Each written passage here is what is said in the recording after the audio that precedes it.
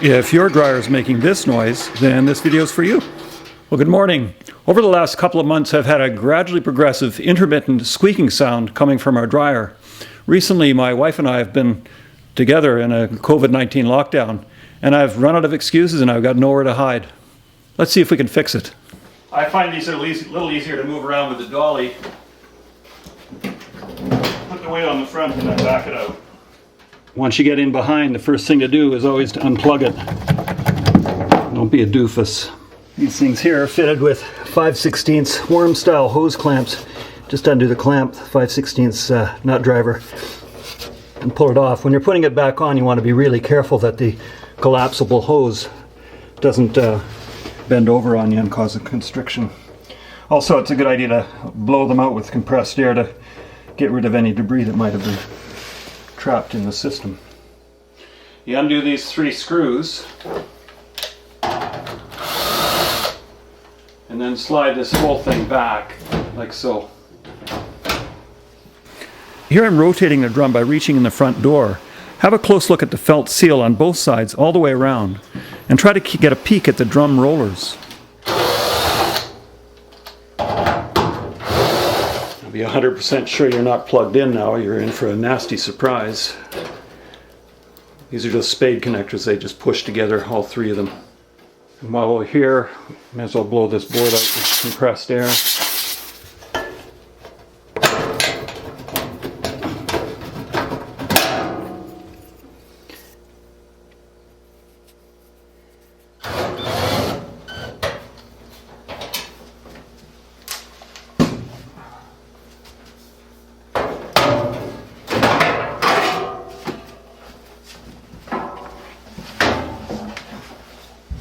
Well, look at all this dust. My first thought that was some kind of a leak or maybe a pinched exhaust hose causing back pressure.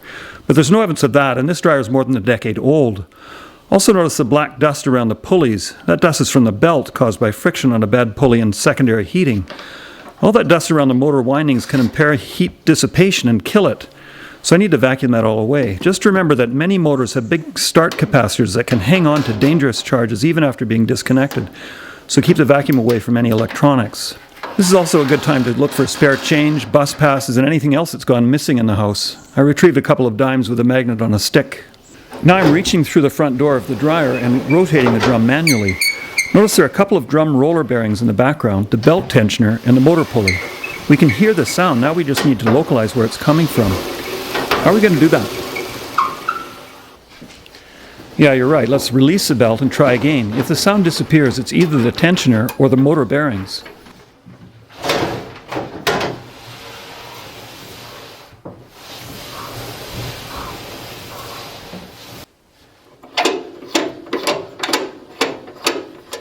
The motor bearings are silky smooth.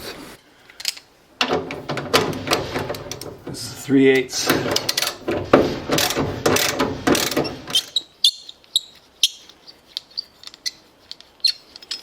You know, the disappointing thing about this is it's not even a ball bearing. Here, let's take this off.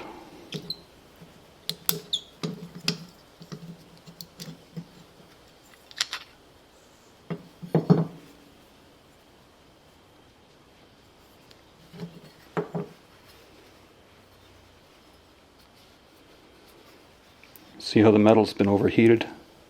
Let me give you a closer look through the magnifier. There are little scratches on the inside of that drum. It looks a bit dirty too. I could clean it up with a brush, lubricate it, see if I can get a little more time out of it while I wait for spare parts. Alright, let's clean this up a little bit. This is a brass brush. I'm going to use wheel bearing grease on this. It's certainly good at proven at high temperatures. You worry a little bit about something being flammable, so I'm not going to put a whole lot on. We'll see if I can get a little bit more life out of this thing. Let's put it back together.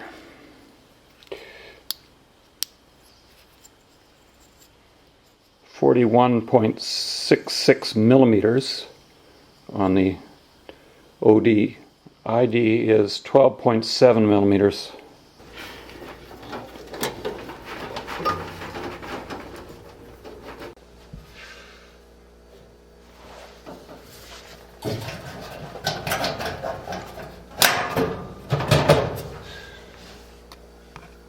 Well, let's shut the video down at this point. I put it all back together again, and the problem is solved, at least temporarily.